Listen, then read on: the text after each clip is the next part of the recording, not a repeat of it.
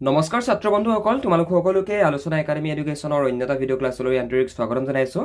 আৰু আজিৰ এই ভিডিঅ' ক্লাছত আমি তোমালোকৰ লগত আলোচনা কৰিম শক্তিৰ উৎসসমূহ। তোমালোকৰ দশম শ্ৰেণীৰ বিজ্ঞান পাঠ্যপুথিৰ শক্তিৰ উৎসসমূহ, ইয়াক ইংৰাজীত কোৱা হয় চ'ৰ্চ অফ এনাৰ্জি। এই লেচনটো তোমালোকৰ যিকেইটা মাল্টিপুল চইচ কুৱেশ্যনছ এক্সামৰ কাৰণে ইম্পৰ্টেণ্ট হয়, গোটেই প্ৰশ্নকেইটাৰ উত্তৰ আজিৰ এইটো ক্লাছতে পাই যাবা। আৰু আজিৰ এই ক্লাছটো ইংলিছ আৰু আছামিজ দুইটা মিডিয়ামৰ কাৰণে বৈধ হ'ব, গতিকে তোমালোকে যিটো মিডিয়ামৰ পৰাই বিলং নকৰা লাগে ক্লাছটো সম্পূৰ্ণ চাবা তোমালোকে শেষৰলৈকে। তোমালোকৰ গোটেই ইম্পৰ্টেণ্ট MCQখিনি যিখিনি কোৰ কনচেপ্টৰ পৰা ওলোৱা সম্ভাৱনা আছে গোটেইখিনি আমি এইটো ক্লাছতে দেখাই দিম। চ' প্ৰথমতে এক নম্বৰতে যিটো MCQ দেখিছা, MCQটো হৈছে যে কি তলৰ কোনটো সৌৰশক্তিৰ আধাৰত নহয়। এইটো একচুৱেলি তোমালোকৰ 2024ত যিটো SSLC এক্সাম হৈছিল সেই এক্সামত আহি গৈছিল। অ'কে, গতিকে তোমালোকক জাষ্ট আমি এইটো দেখুৱাই দিছোঁ যে কোনকেইটা পৰীক্ষাত আগৰ পৰীক্ষাকেইটাত একচুৱেলি আহি গৈছে। এক নম্বৰটো আহি গৈছে পৰীক্ষাত, ইয়াত ইংৰাজীতো লিখা আছে, ইংৰাজী মিডিয়ামৰখিনি ইয়াতে চাই ল'ব পাৰিবা। দুই নম্বৰটো আহি গৈছে যে তলত দিয়া কোনটো শক্তিৰ নৱীকৰণযোগ্য উৎস নহয়। শুদ্ধ উত্তৰ হৈছে জীৱাশ্ম ইন্ধন। এতিয়া নৱীকৰণযোগ্য সম্পদ মানে কি, অনৱীকৰণযোগ্য সম্পদ মানে কি, জীৱাশ্ম ইন্ধন মানে কি, গোটেইখিনি কথা তোমালোকক বুজাইহে হৈছে। এতিয়া নৱীকৰণযোগ্য সম্পদ বুলি কোৱাৰ লগে লগে কাক বুজা যায়? যিবিলাক সম্পদ আমি এবাৰ ব্যৱহাৰ কৰাৰ পিছত পুনৰ এবাৰ ব্যৱহাৰ কৰিব পাৰোঁ, সেই তেনেকুৱা ধৰণৰ সম্পদকেই আমি নৱীকৰণযোগ্য সম্পদ বুলি কওঁ। উদাহৰণস্বৰূপে বতাহ, পানী, সূৰ্যৰ ৰশ্মি, অ'কে, সূৰ্যৰ পোহৰ, বতাহ, পানী, এইবিলাক সম্পদ নিশেষ হৈ নাযায়। এইবিলাক সম্পদ আমি এবাৰ ব্যৱহাৰ কৰাৰ পৰৱৰ্তী পৰ্যায়ত আমি পুনৰ এবাৰ ব্যৱহাৰ কৰিব পাৰোঁ, হয়নে?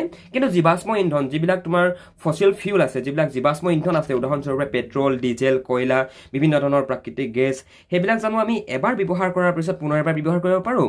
নোৱাৰোঁ। গতিকে এই প্ৰশ্নটোৰ উত্তৰত আমি লিখিম জীৱাশ্ম ইন্ধন। মানে বস্তুবিলাক বিজ্ঞানত বস্তুটো এনেকুৱা ধৰণৰ হয় যে আণ্ডাৰষ্টেণ্ডিংটো লাগে। তোমালোকে বিজ্ঞানত কোনো এটা বস্তু মুখস্থ কৰি যদি পৰীক্ষা লিখিবলৈ যাম ভাবা, তেনেহ'লে তোমালোকৰ প্ৰব্লেম হ'ব। বিজ্ঞান বিষয়টো মুখস্থ কৰি পঢ়া বিষয় নহয়। বিজ্ঞান বিষয়টো পঢ়িবলৈ তোমালোকৰ আণ্ডাৰষ্টেণ্ডিংটো লাগিব। বুজি পালেহে পৰীক্ষাত প্ৰশ্নবিলাকৰ উত্তৰ কৰিব পাৰিবা। যদি বুজি নোপোৱা তেতিয়াহ'লে তোমালোকৰ পৰীক্ষাৰ প্ৰশ্ন উত্তৰ কৰাত প্ৰব্লেম হ'ব। কিন্তু অকল নেক্সট কুৱেশ্যনটো ডিছকাশ্যন নকৰাৰ আগতে তুমি যদি মেট্ৰিক পৰীক্ষাৰ কাৰণে প্ৰিপেৰেশ্যন চলাই আছা আৰু যদি তুমি ইংৰাজী বিষয়টোত এতিয়াও দুৰ্বল হৈ আছা, তেনেহ'লে আমাৰ থ্ৰুৱেদি তোমালোকে পঢ়িব পাৰা। আমি তোমালোকক মেট্ৰিক পৰীক্ষাত ইংৰাজী বিষয়টোত কেনেকুৱা তোমালোকৰ কুৱেশ্যন আহিব, তোমালোকে কোনখিনি গ্ৰামাৰ চাই যাব লাগিব, তোমালোকে কুৱেশ্যন আনচাৰ পেটাৰ্ণবিলাক কেনেকৈ লিখিব লাগিব, সকলোখিনি কথা আমি আমাৰ পাৰ্চনেল অনলাইন কোচিঙত আমি শিকাওঁ। গতিকে তুমি যদি মেট্ৰিকৰ এজন কেণ্ডিডেট হয় আৰু যদি তুমি ইংৰাজী বিষয়টোত এতিয়াও ক্লিয়াৰ হোৱা নাই, তেনেহ'লে তোমালোকে আমাৰ থ্ৰুৱেদি যদি বিচাৰা পঢ়িব পাৰা।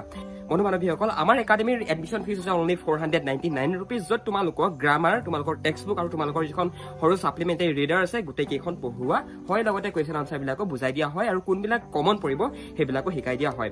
গতিকে তুমি যদি বিচৰা আমাৰ থ্ৰুৱেদি পঢ়িবৰ কাৰণে, তেনেহ'লে ওপৰত দিয়া ফোন নম্বৰটোত ফোন কৰা, নতুবা ডেছক্ৰিপশ্যনত এখন ফৰ্ম আছে, ফৰ্মখন ফিল আপ কৰি দিয়া, আমাৰ টিমে তোমালোকক কণ্টেক্ট কৰি ল'ব। অ'কে, সেইটো কাৰণে চেষ্টা কৰিবা, ঘৰত চেল্ফ ষ্টাডি কৰিবা, পঢ়িবা অলপ নিজে নিশ্চয় পাৰিবা। কয়লা আৰু পেট্ৰলিয়াম গঠনৰ উৎস হৈছে, শুদ্ধ উত্তৰ হৈছে জীৱভৰ। অৰ্থাৎ আজি আমি যি কয়লা, আজি আমি যি পেট্ৰলিয়াম বুলি কোৱাৰ লগে লগে পেট্ৰল, ডিজেল, কেৰাচিন তেল, অ'কে, লগতে তোমাৰ বিভিন্ন ধৰণৰ প্ৰাকৃতিক গেছ, সেইবিলাক যে আমি ব্যৱহাৰ কৰি আছোঁ, এই বস্তুবিলাক কেনেকৈ সৃষ্টি হোৱা, ইয়াতো এটা ষ্টৰি আছে, ইয়াতো এটা থিয়ৰী আছে, যিটো থিয়ৰী সম্পৰ্কে মই তোমালোকক শক্তিৰ উৎসসমূহ লেচনটো পঢ়াওঁতে বুজাই আহিছোঁ, হয়নে? শুদ্ধ উত্তৰ হ'ব সেইকাৰণে এইটো কৈ যে কয়লা আৰু পেট্ৰলিয়াম গঠনৰ উৎস হৈছে জীৱভৰ। জীৱভৰ মানে চোৱা, ইয়াত তোমালোকক যদি মই MCQ ক্লাছটোতে গোটেইখিনি কথা বুজাব চাওঁ ন, তোমালোকে বুজি নাপাবা। গতিকে আগৰ ক্লাছকেইটা ভালদৰে চাই আহিবা, তেতিয়াহে তোমালোকে কয়লা পেট্ৰলিয়াম কেনেকৈ সৃষ্টি হ'ল, অ'কে, আমাৰ আজি আমি যিবিলাক কয়লা, যিবিলাক পেট্ৰলিয়াম আমি ব্যৱহাৰ কৰি আছোঁ, যিবিলাক জীৱাশ্ম ইন্ধন ব্যৱহাৰ কৰি আছোঁ, সেইবিলাক কেনেকৈ সৃষ্টি হৈছে, এই সম্পৰ্কে তোমালোকে বুজি পালেহে এনেকুৱা ধৰণৰ প্ৰশ্নবিলাকৰ উত্তৰ কৰিব পাৰিবা। ঠিক আছে, আজি এইটো ক্লাছত আমি জাষ্ট MCQখিনি ডিছকাশ্যন কৰিম। গতিকে সকলোখিনি কথা মানে আগৰ কথাবিলাক একেটা ক্লাছতে আমি ইনক্লুড কৰি নিদিওঁ। যদি একেটা ক্লাছতে ইনক্লুড কৰি দিওঁ, তোমালোকৰ বুজাত প্ৰব্লেম হ'ব, মানে ক্লাছটো বহুত দীঘল হৈ যাব।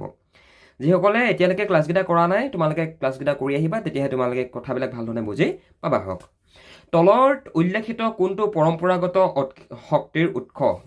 এতিয়া বায়ু শক্তি, নিউক্লিয় শক্তি, ভূতাপীয় শক্তি আৰু তৰংগ শক্তি। ইয়াৰ ভিতৰত শুদ্ধ অপশ্যনটো হৈছে নিউক্লিয় শক্তি। নিউক্লিয় পাৱাৰ হৈছে এটা পৰম্পৰাগত শক্তিৰ উৎস। তোমালোকে নিশ্চয় আগৰ ক্লাছকেইটাত নিউক্লিয় ফিউজন নতুবা নিউক্লিয় পাৱাৰ, নিউক্লিয় এনাৰ্জিৰ বিষয়ে শুনি আহিছা, হয়নে? নিউক্লিয় বোমৰ সম্পৰ্কে শুনি আহিছা।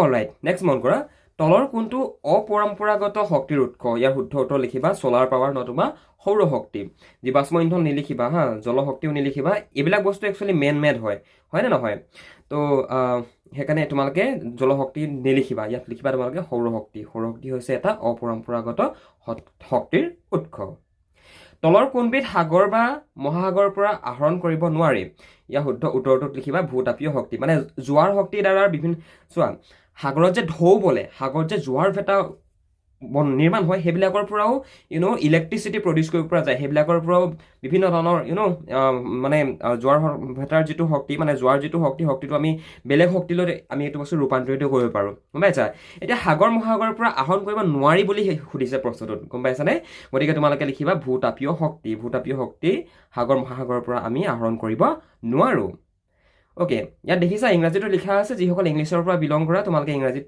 ইয়াৰ পৰা চাই লিখি ল'বা তলৰ কোনটো জীৱভৰ শক্তিৰ উৎসৰ উদাহৰণ নহয় শুদ্ধ উত্তৰ লিখিবা নিউক্লিয় শক্তি তাৰমানে আজি আমি যি নিউক্লিয় পাৱাৰ নতুবা নিউক্লিয় শক্তি আমি ব্যৱহাৰ কৰোঁ সেইবিলাক কোনো ধৰণৰ জীৱ জন্তুৰ অৱশেষৰ পৰা সৃষ্টি হোৱা নহয় কোনো ধৰণৰ মানে এইবিলাক জীৱাশ্ম ইন্ধনত নপৰে গম পাইছানে নিউক্লিয় পাৱাৰটো নিউক্লিয় শক্তিটো জীৱাশ্ম ইন্ধনৰ ভিতৰত নপৰে কিন্তু গোবৰ গেছ নতুবা কয়লা এইবিলাক কিন্তু পৰে গম পাইছা গতিকে জীৱভৰৰ পৰা যিহেতু নিউক্লিয় শক্তিৰ লগত কোনো ধৰণৰ ৰিলেশ্যন নাই গতিকে ইয়াৰ শুদ্ধ অপশ্যনটো হ'ব শুদ্ধ উত্তৰটো হ'ব নিউক্লিয় শক্তি তোমালোকে যদি ৰেণ্ডমলি ক্লাছটো কৰি আছা ন তোমালোকৰ কিন্তু এনে MCQ কেইটা দেখি পোৱা নিচিনাহে হৈছে কিন্তু তোমালোকে বুজি কিন্তু কোনো ধৰণৰ কথাবিলাক নাপাবা গতিকে আগতে বুজি পাবলৈ চেষ্টা কৰিবা বুজি পাবলৈ চেষ্টা কৰিবলৈ হ'লে আগৰ ক্লাছ কেইটা তোমালোকে কৰি আহিব লাগিব তলৰ কোনটো নৱীকৰণ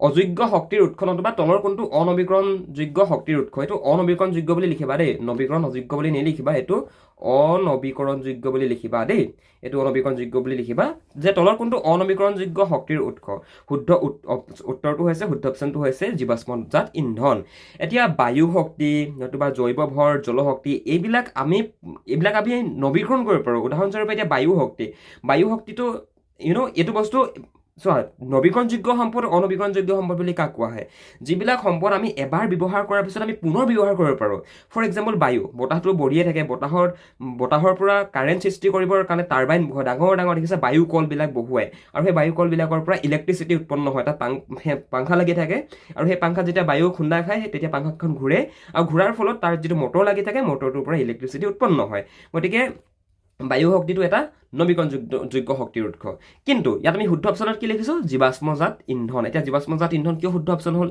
কিয়নো যিবিলাক জীৱাশ্মজাত ইন্ধন নতুবা যিবিলাক ফচিল অইল যিবিলাক জীৱাশ্ম ইন্ধন সেই জীৱাশ্ম ইন্ধনবিলাক আমি এবাৰ ব্যৱহাৰ কৰাৰ পৰৱৰ্তী পৰ্যায়ত পুনৰ এবাৰ ব্যৱহাৰ কৰিব নোৱাৰোঁ মই যদি 1 লিটাৰ পেট্ৰল যদি মই গাড়ীত ভৰাই পেলাই মই চলাই যাওঁ তেনেহ'লে 1 লিটাৰ পেট্ৰলে 15 কিলোমিটাৰ নতুবা 10 কিলোমিটাৰ মই গাড়ীখন চলাব পাৰিলোঁ পুনৰ সেই পেট্ৰলখিনি মই ব্যৱহাৰ কৰিব নোৱাৰোঁ গম পাইছা নাই আৰু পেট্ৰল ডিজেল কয়লা এইবিলাক জীৱাশ্মজাত ইন্ধনৰ ভিতৰত পৰে গম পাইছানে চ' গতিকে জীৱাশ্মজাত ইন্ধন যিহেতু এই অনবীকৰণযোগ্য সম্পদৰ ভিতৰত পৰে গতিকে ইয়াৰ শুদ্ধ অপশ্যনটো হ'ব জীৱাশ্মজাত ইন্ধন কথাবিলাক বুজি পাইছা আই থিংক তাপীয় শক্তি প্ৰকল্পত ব্যৱহাৰ কৰা ইন্ধনটো হৈছে জীৱাশ্মজাত ইন্ধন এতিয়া জীৱাশ্মজাত ইন্ধন অৰ্থাৎ তাপীয় শক্তি প্ৰকল্পত আগৰ দিনত কি হৈছিলে জানানে বাৰু আগৰ দিনত তোমাৰ ভাপ ইঞ্জিন চলিছিলে এতিয়া বাৰু ৰেলবিলাক যিবিলাক আমাৰ ৰেলগাড়ী চলে ন তোমালোকৰ ঘৰৰ সন্মুখেদি যিবিলাক ট্ৰেইন চলে এতিয়া বাৰু ট্ৰেইনবিলাক কাৰেণ্টত চলে অ'কে বিভিন্ন ধৰণৰ ডিজেল ইঞ্জিনত চলে ডিজেল ইঞ্জিনত আৰু কাৰেণ্টতে চলে বৰ্তমান মেইনলি কিন্তু আগতে চলিছিলে ভাপ ইঞ্জিনত গম পাইছানে বাৰু আৰু সেই ভাপ ইঞ্জিনটোত ভাপ প্ৰস্তুত কৰিবৰ কাৰণে কয়লাৰ ব্যৱহাৰ কৰা গৈছিলে গম পাইছে যেতিয়া ব্ৰিটিছ আমাৰ ইণ্ডিয়াত আছিলে যেতিয়া ব্ৰিটিছে আমাক ইয়াতে ঔপনিৱেশিক শাসন স্থাপন কৰি আছিলে তেতিয়া সিহঁতে যিবিলাক ট্ৰেইন চলাইছিলে তেতিয়া যিহেতু ইলেক্ট্ৰিচিটি কোনো ধৰণৰ আৱিষ্কাৰ হৈছিলেগৈ বাট মানে ব্যৱহাৰ হোৱা নাছিলে সিমানটা গম পাইছানে তেতিয়া মেইনলি সেই ভাপ ইঞ্জিনটো চলাবলৈ ব্যৱহাৰ কৰা গৈছিলে কয়লা আৰু কয়লা হৈছে এবিধ জীৱাশ্মজাত ইন্ধন বুজিলা কথাটো অ'কে তলৰ কোনটো এটা নৱীকৰণযোগ্য শক্তিৰ উৎস পৰীক্ষাত প্ৰশ্ন তোমালোকৰ বেলেগ প্ৰশ্ন নাহিলেও নৱীকৰণযোগ্য সম্পদ আৰু অনৱীকৰণযোগ্য সম্পদ এইকেইটা কিন্তু তোমালোকৰ কমন পৰিব গতিকে মনত ৰখাই থৈ দিবা তলৰ কোনটো এটা নৱীকৰণযোগ্য শক্তিৰ উৎস জলশক্তি প্ৰকল্প এতিয়া জীৱাশ্ম ইন্ধন হৈছে অনৱীকৰণ তাৰপিছত তোমাৰ তাপভিত্তিক শক্তি প্ৰকল্প অনৱীকৰণ তাৰপৰা নিউক্লিয় শক্তিও অনৱীকৰণ শুদ্ধ অপশ্যনটো হৈছে জলশক্তি প্ৰকল্প কথাবিলাক নিশ্চয় বুজি পাইছা তলৰ কোনটো উপস্থিতিত LPG-ক সংৰক্ষিত কৰা হয় শুদ্ধ উত্তৰ হৈছে উচ্চ চাপত তোমালোকৰ ঘৰত যে যিটো গেছ ব্যৱহাৰ কৰা সেই গেছটোত তোমালোকৰ সোমাই থাকে LPG মানে হৈছে লিকুইড L মানে হৈছে লিকুইড P মানে হৈছে পেট্ৰলিয়াম G মানে হৈছে গেছ অৰ্থাৎ LPG মানে লিকুইড পেট্ৰলিয়াম গেছ তোমালোকৰ ঘৰত যিটো গেছ চিলিণ্ডাৰ আছে তাৰ ভিতৰত LPG সোমাই থাকে যিটো নেকি বহুত প্ৰেছাৰাইজ কৰি পিনে বহুত উচ্চ চাপত প্ৰেছাৰাইজ কৰি পিনে গেছটোৰ ভিতৰতে ভৰাই মুখনি মাৰি থৈ দিয়া থাকে বুজিলা ওকে সেইকাৰণে যেতিয়া তোমালোকে দেখিছানে বাৰু যেতিয়া গেছটো তোমালোকে দিবলৈ যা এটা মানে কেনেকৈ মানে এটা চাউণ্ড এটা ওলায় মানে গেছটো লিক কৰা নিচিনা লাগে যেতিয়া তোমালোকে মেইন যিটো বাৰ্ণাৰটো অন কৰা মানে যিটো গেছৰ পৰা লগা বাৰ্ণাৰ থাকে ঘৰত ট্ৰাই কৰি চাব পাৰা অ'কে ডাঙৰ মানুহৰ পাৰ্মিশ্যন লৈ ল'বা এনেই চাবা তোমালোকে যদি কেতিয়াবা চাহ নতুবা ভাত বনাব গ'লো গেছটো অন কৰি চাবা এটা লিক হোৱা নিচিনা লাগে মানে বহুত বেছি হাই প্ৰেছাৰাইজ কৰি পিনে সেই LPG লিকুইড পেট্ৰলিয়াম গেছক হাই প্ৰেছাৰাইজ কৰি পিনে সেই লোহাৰৰ যিটো চিলিণ্ডাৰটোত সোমোৱাই থৈ দিয়া থাকে বুজিলা চিম্পল কথা হয় মানে চিম্পল লজিক যিবিলাক আমি আমাৰ ঘৰত চালিও আমাৰ পৰিৱেশত চালিও আমি আমাৰ ওচৰে পাজৰে বস্তুবিলাক চালিও আমি গম পাই যাম অ'কে নেক্সট মন কৰা তলৰ কোনটো এটা ভাল শক্তিৰ উৎসৰ গুণ শুদ্ধ উত্তৰ লিখিবা ওপৰৰ গোটেইকেইটা মানে সঞ্চয় আৰু পৰিবহণৰ বাবে যিবিলাক সহজ হয় যিবিলাক শক্তি সহজ হয় সেইবিলাকেই হৈছে ভাল শক্তি যিবিলাক সহজে উপলব্ধ হয় অৰ্থাৎ সহজলভ্য হয় সেইবিলাকেই হৈছে ভাল শক্তিৰ উৎস অ'কে চ' এইটো প্ৰশ্ন যদি পৰীক্ষাত আহে লিখিবা ওপৰৰ আটাইকেইটা পানী গৰম কৰিবলৈ সৌৰজল হিটাৰ এটা ব্যৱহাৰ কৰিব নোৱাৰা দিনটো হৈছে এটা ডাৱৰীয়া দিন অৰ্থাৎ ডাৱৰীয়া দিনত কি হয় ডাৱৰীয়া দিনত যিহেতু সূৰ্যৰ পোহৰ মানে ৰ'দ দিলে যি ধৰণে তোমাৰ আমাৰ ঘৰৰ সন্মুখত ঘৰ চোতালত ৰ'দ পৰে ডাৱৰীয়া দিনত জানো নপৰে ডাৱৰীয়া দিনত আমাৰ কাপোৰ শুকাবলৈ বহুত দিন লাগে গতিকে শুদ্ধ উত্তৰ লিখিবা ডাৱৰীয়া বতৰত কি হয় মানে আকাশৰ ওপৰত যিটো ডাৱৰ থাকে সেইটো কাৰণে সূৰ্যৰ ৰশ্মি আমাৰ পৃথিৱীলৈ পোনপটীয়াকৈ মানে আমাৰ ভূপৃষ্ঠত পোনপটীয়াকৈ পৰিব নোৱাৰে ফলত তাপমাত্ৰাটো হ্ৰাস পায় বুজিলা অ'কে আমি ব্যৱহাৰ কৰা বেছিভাগ শক্তিৰ উৎসই সঞ্চিত সৌৰ শক্তিক প্ৰতিনিধিত্ব কৰে তলৰ কোনটো সূৰ্যৰ শক্তিৰ পৰা আহৰণ কৰা নহয় এতিয়া ভূতাপীয় শক্তি বায়ু শক্তি এতিয়া মন কৰিবাচোন আমাৰ যে ভূপৃষ্ঠত থকা জলমণ্ডল গৰম হয় যে তাৰ পৰা জলীয় বাষ্প হৈ সেইবিলাক ওপৰলৈ উৰি গৈ সেইবিলাক ওপৰলৈ উৰি গৈ পিনে ডাৱৰ ফৰ্মেশ্যন হয় নে নহয় পানীখিনি জলীয় বাষ্প হৈ ওপৰলৈ উৰি গৈ ডাৱৰ ফৰ্মেশ্যন হয় আৰু সেই ডাৱৰৰ পৰৱৰ্তী পৰ্যায়তে কি হয় ডাৱৰৰ পৰা বৰষুণ হৈ পিনে পুনৰ পানীখিনি তললৈ সৰি পৰে গম পাইছে নাই গতিকে জৈৱ উপাদান বায়ু শক্তি ভূতাপীয় শক্তি গোটেইকেইটা অপশ্যন ইয়াৰ ভুল শুদ্ধ অপশ্যনটো হৈছে নিউক্লিয় শক্তিটো কেলে শুদ্ধ হ'ল প্ৰশ্নটো আকৌ এবাৰ মন কৰা যে আমি ব্যৱহাৰ কৰা বেছিভাগ শক্তিৰ উৎসই সঞ্চিত সৌৰ শক্তিক প্ৰতিনিধিত্ব কৰে তলৰ কোনটো সূৰ্যৰ শক্তিৰ পৰা আহৰণ কৰা নহয় নিউক্লিয় শক্তিটো যিটো নিউক্লিয় এনাৰ্জি এই নিউক্লিয় এনাৰ্জিটো একচুৱেলি সূৰ্যৰ পোহৰৰ পৰা সঞ্চয় কৰা নতুবা সূৰ্যৰ শক্তিৰ পৰা আহৰণ কৰা নহয় অ'কে নেক্সট মন কৰা এন্থ্ৰাচাইটত থকা কাৰ্বনৰ পৰিমাণ কিমান শুদ্ধ উত্তৰ হৈছে 95%। নেক্সট মন কৰা তলৰ কোনটো জৈৱ উপাদান শক্তিৰ উৎসৰ উদাহৰণ নহয় শুদ্ধ অপশ্যনটো হৈছে নিউক্লিয় শক্তি প্ৰশ্নটো পুনৰবাৰ মন কৰা তলৰ কোনটো জৈৱ উপাদান শক্তিৰ উৎসৰ উদাহৰণ নহয় জৈৱ উপাদান কাঠ পচি শেষ হৈ যায় হয় নে নহয় তুমি গছ এজোপা কাটি পিনে 15-20 বছৰ যদি মাটিত পেলাই থৈ দিয়া তাৰ 15 বছৰ পিছত চাবা যে গছজোপা তাৰ পৰা নাইকিয়া হৈ থাকে মানে পচি মেলি মাটিৰ লগতে বিলীন হৈ যায় গোবৰো একেটাই গোবৰ গেছো তোমাৰ জৈৱ উপাদানৰ ভিতৰতে পৰে কয়লাও সেই জৈৱ উপাদানৰ ভিতৰতে পৰে কিন্তু নিউক্লিয় শক্তি নিউক্লিয় এনাৰ্জিত জৈৱ উপাদানৰ ভিতৰত নপৰে গতিকে শুদ্ধ অপশ্যনটো হ'ব নিউক্লিয় শক্তি তোমালোকক মই এটা কথা তোমালোকক মই বুজাই দিব বিচাৰোঁ তোমালোকে যেতিয়া পৰীক্ষাত প্ৰশ্ন উত্তৰটো কৰিবলৈ যাবা তোমালোকে পৰাপক্ষত প্ৰশ্নটো ভাল ধৰণে আগতে চাই ল'বা কিছুমান ষ্টুডেণ্টে অলপ মিলা দেখিলে লিখি থৈ আহে কিন্তু তোমালোকে প্ৰশ্নটো আগতে পঢ়ি চাই ল'বা প্ৰশ্নটো পঢ়ি চোৱাৰ পিছতে অপশ্যনকেইটা পঢ়িবা নহ'লে মানে তোমালোকৰ কেতিয়াবা ভুলো হৈ যাবলৈও আছে গতিকে অলৱেজ প্ৰশ্নটো ভাল ধৰণে পঢ়ি চাই ল'বা তৰলীকৃত পেট্ৰলিয়াম গেছৰ প্ৰধান উপাদান হৈছে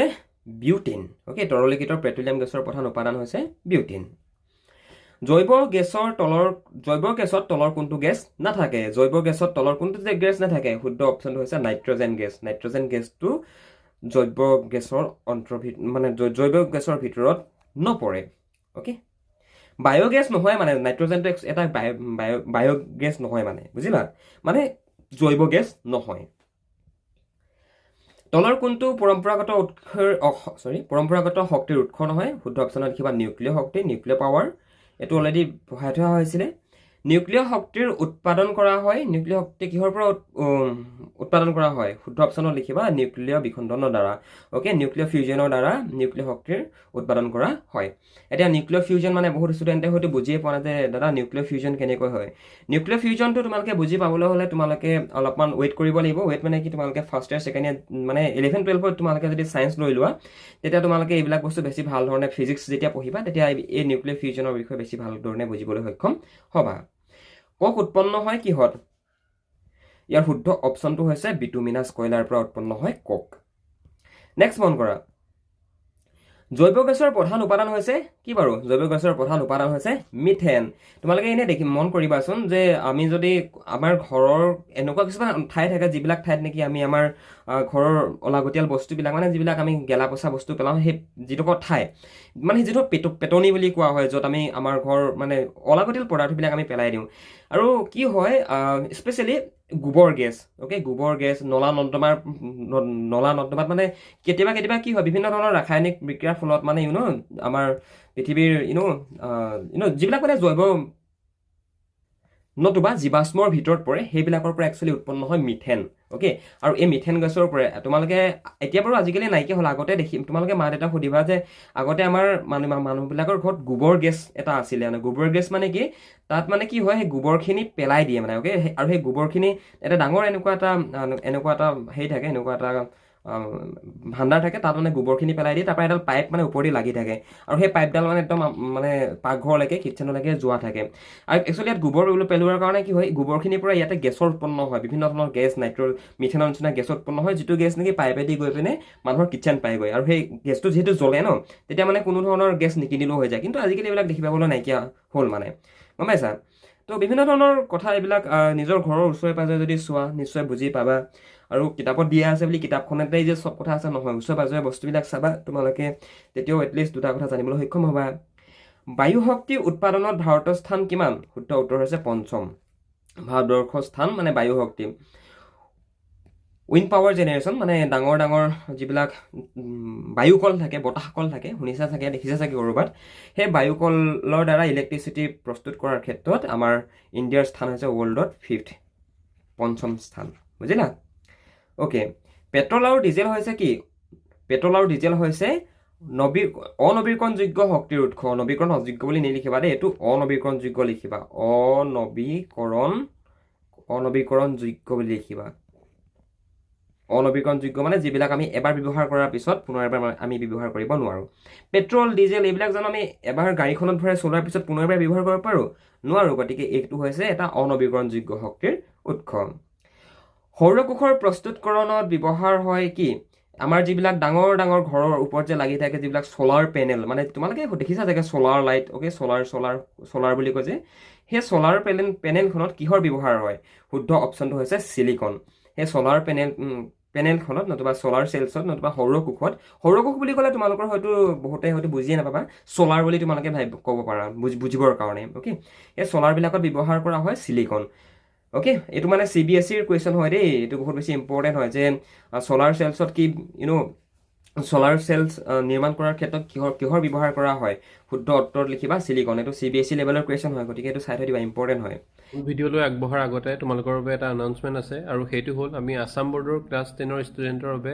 মেথমেটিক্স ছাবজেক্টত আছামিজ আৰু ইংলিছ দুইটা মিডিয়ামৰ বাবে প্ৰায় 200+ লাইভ আৰু ৰেকৰ্ডেড ক্লাছ লৈ আনিছোঁ ক্লাছত টেক্সট বুকৰ কুৱেশ্যনৰ লগতে 1500+ MCQ প্ৰেক্টিছ কৰা হ'ব আৰু লগতে SSLC আৰু test paper PIQ notes mind maps আৰু আটাইতকৈ ইম্পৰ্টেণ্ট মক টেষ্ট পাবা গতিকে এতিয়াই ডেছক্ৰিপশ্যনত থকা নাম্বাৰত কল বা হোৱাটছআপ কৰিবা আৰু ক্লাছৰ এনৰলমেণ্টৰ বাবে আমাৰ অফিচিয়েল এপ এডুষ্টেশ্যন স্কুল ইনষ্টল কৰি ল'বা ডেছক্ৰিপশ্যনত থকা লিংকৰ পৰা থেংক ইউ নেক্সট কুৱেশ্যনটো মন কৰা এলবাৰ্ট আইনষ্টাইনৰ বিখ্যাত সমীকৰণটো হৈছে এইটো পৰীক্ষাত আহিবও পাৰে নাহিবও পাৰে বাট জানি থৈ দিয়াটো আমাৰ কাৰণে ভাল শুদ্ধ অপশ্যন লিখিবা E = mc² okay E = mc² ইয়াৰ এইটো হৈছে E = mc², E = mc² এইটো হৈছে এলবাৰ্ট আইনষ্টাইনৰ বিখ্যাত সমীকৰণ বুজিলা এতিয়া এইটো মই তোমালোকক এক্সপ্লেইন কৰি দিম বুলি ক'লেও পাৰোঁ কিন্তু এইটো এক্সপ্লেইন কৰিলেও তোমালোকৰ বহুতে বুজিয়ে নাপাবা যে E = mc² মানে কি দাদা এইটো মানে এটা থিয়ৰী হয় গম পাইছানে বাৰু এটা থিয়ৰী হয় ইয়াতে মানে এলবাৰ্ট আইনষ্টাইনে বহুখিনি কথা অ'কে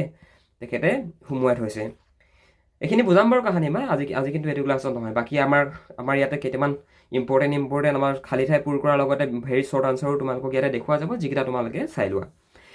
এইডোখৰতে মন কৰাচোন যে খালী ঠাই পূৰ কৰা জৈৱ গেছত 75% পৰ্যন্ত মিথেন গেছ থাকে। আমি যিবিলাক জৈৱ গেছ বুলি কওঁ, ফৰ এক্সাম্পল আমি ঘৰতে যদি গোবৰ গেছ প্ৰস্তুত কৰোঁ, নতুবা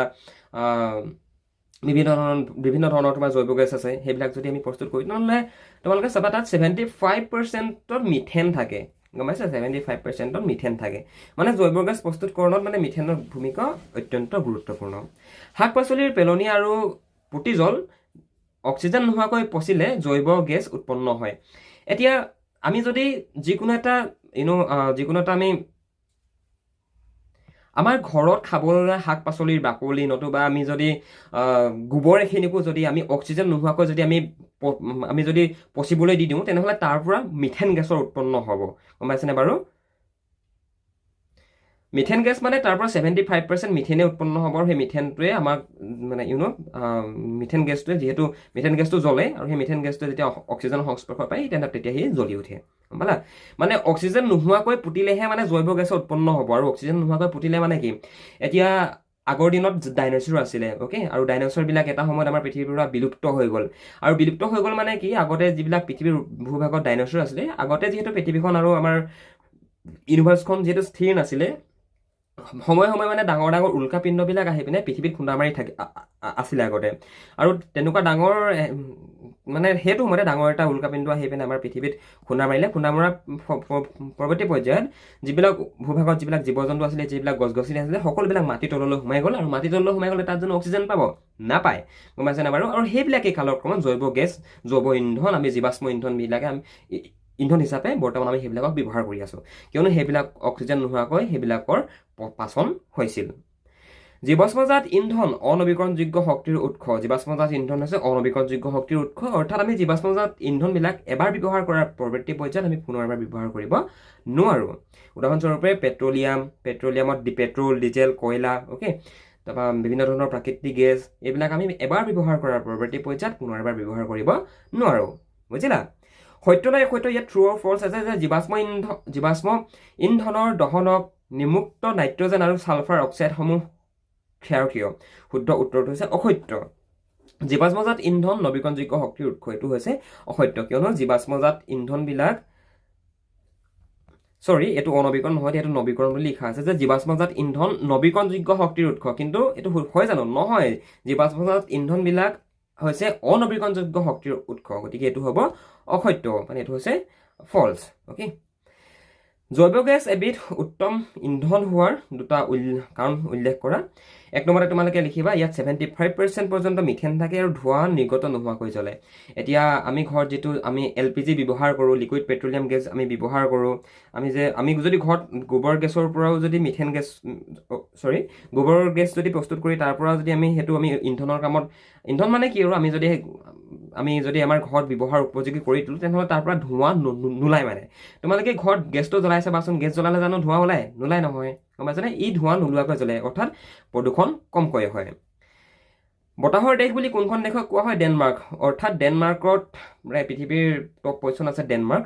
ডেনমাৰ্কত যিমান ইলেক্ট্ৰিচিটিৰ প্ৰয়োজন হয়, প্ৰায় ইলেক্ট্ৰিচিটি ডেনমাৰ্কে সিহঁতে উইণ্ড চিলৰ পৰা নতুবা উইণ্ড টাৰ্বাইনবিলাকৰ পৰা উৎপন্ন কৰি লয়। অ'কে ভাইটি ভণ্টিসকল, ইয়াত আৰু কেইটামান শ্বৰ্ট কুৱেশ্যন আছে, যিকেইটা তোমালোকে চাবা, পৰীক্ষাৰ কাৰণে ইম্পৰ্টেণ্ট হয়। যে ভাল ইন্ধনৰ এটা বৈশিষ্ট্য লিখা, মানে এইবিলাক বস্তু MCQ টাইপ আহিব পাৰে, মানে সেইটো কাৰণে মই তোমালোকক ইয়াত দেখাই দিছোঁ। বেলেগ নাহিলেও MCQ টাইপ আহিব। মানে ইয়াতে আছামিছ ইংলিছ দুইটা মিডিয়ামতে লিখা গৈছে, তোমালোকে যিটো মিডিয়ামতে কমফৰ্টেবল ফিল কৰা লিখিব পাৰা। আমি শক্তিৰ বিকল্প উৎস বিচাৰোঁ কিয় আমি শক্তিৰ বিকল্প উৎস বিচাৰোঁ? কিয়নো আজি আমি জীৱাশ্ম ইন্ধন, আমি যিবিলাক ফচিল অইল নতুবা ফচিল এনাৰ্জি ব্যৱহাৰ কৰি আছোঁ, সেইবিলাক আমি এটা সময়ত আমাৰ পৃথিৱীৰ পৰা নাইকিয়া হৈ পৰিব।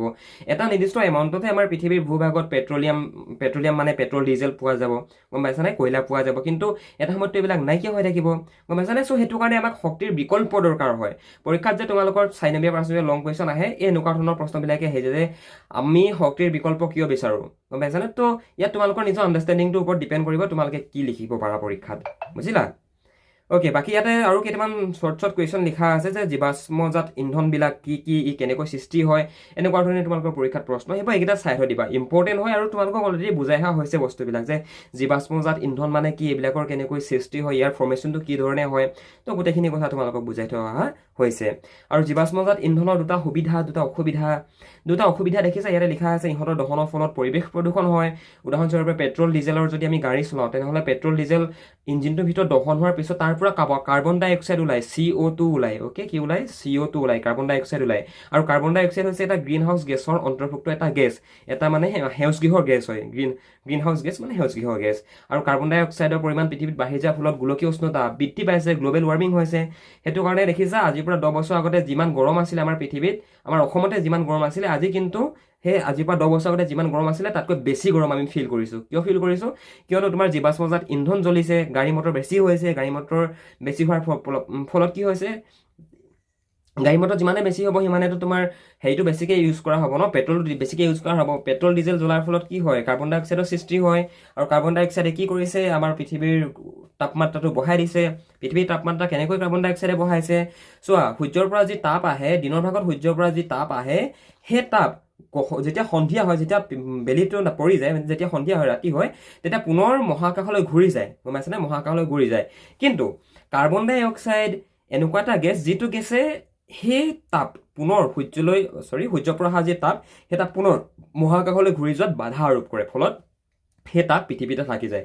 আৰু দিনক দিনে কাৰ্বন ডাই অক্সাইডৰ লেয়াৰটো বাঢ়ি যোৱাৰ কাৰণে সেই তাপখিনি, যিখিনি তাপ নেকি দিনৰ ভাগত সূৰ্যৰ পৰা পৃথিৱীলৈ আহে, সেই তাপৰ পৰিমাণ বাঢ়ি গৈ আছে। আৰু এইটো গৈয়ে থাকিব, এইটো কাহানিও কমি নাযায়। কাৰ্বন ডাই অক্সাইড এটা নিৰ্দিষ্ট পৰিমাণত আমাক প্ৰয়োজন হয়, কিন্তু যদি সেই নিৰ্দিষ্ট যিটো এমাউণ্টত আমাক দৰকাৰ হয় তাতকৈ যদি বেছিকৈ যদি বাঢ়ি যায় তেনেহ'লে কি হ'ব? তেনেহ'লেতো প্ৰব্লেমটো আমাৰে হ'ব। আৰু যদি কাৰ্বন ডাই অক্সাইড একেবাৰে যদি নাইকিয়া হৈ যায়, একেবাৰে যদি শূন্য হৈ যায়, তেতিয়াও পৃথিৱীখন আগৰ হিমযুগ আইচ এজত মানে পাই যাবগৈ, পৃথিৱীখন গোটেইখন বৰফ হৈ থাকিব। গম পাইছা? তো গোটেইখিনি কথা মই তোমালোকক বুজাই আহিছোঁ। যিসকল ষ্টুডেণ্টে কথাখিনি ভাল ধৰণে বুজিব চেষ্টা কৰা, আগৰ ক্লাছকেইটা কৰি আহিবা, তেতিয়াহে তোমালোকৰ বস্তুবিলাক বুজি পোৱাত উজু হ'ব আৰু ভাল ধৰণে তেতিয়াহে তোমালোকে বুজি পাবা। আৰু ইয়াতে যিখিনি প্ৰশ্ন দেখুওৱা গৈছে সেইখিনি তোমালোকে ঘৰতে প্ৰেক্টিছ কৰিবা। বাকী আগৰ ক্লাছকেইটা যদি চাই আহিছে তেনেহ'লে অবভিয়াছলি এই প্ৰশ্নকেইটাৰ উত্তৰ তোমালোকে কৰিব পাৰিবা। অ'কে, থেংক ইউ ছ' মাছ। তোমালোকে যদি কিবা বুজি নোপোৱাকৈ থাকিলে হোৱাটছএপ কৰিব পাৰা, আমি তোমালোকক হোৱাটছএপতে গাইড কৰিম। আৰু ইয়াত যিমানখিনি কুৱেশ্যন দেখুওৱা গ'ল, গোটেইখিনি কুৱেশ্যনছ তোমালোকে পৰাপক্ষত বহীত নোট কৰি ল'বা। PDF-টো আছে বুলি মাত্ৰ PDF-তে চাব নাযাবা, বহীখনত নোট কৰি ল'বা লেচন ৱাইজত, তেতিয়াহে তোমালোকৰ কথাবিলাক পৰীক্ষাৰ আগতে ৰিভিজন কৰিবলৈ তোমালোকৰ হেল্প হ'ব। Okay, thank you so' much for ৱাচিং দিছ ভিডিঅ' ক্লাছ। যদি কিবা সমস্যা থাকিল আমাক সুধিবলৈ নাপাহৰিবা। Thank U.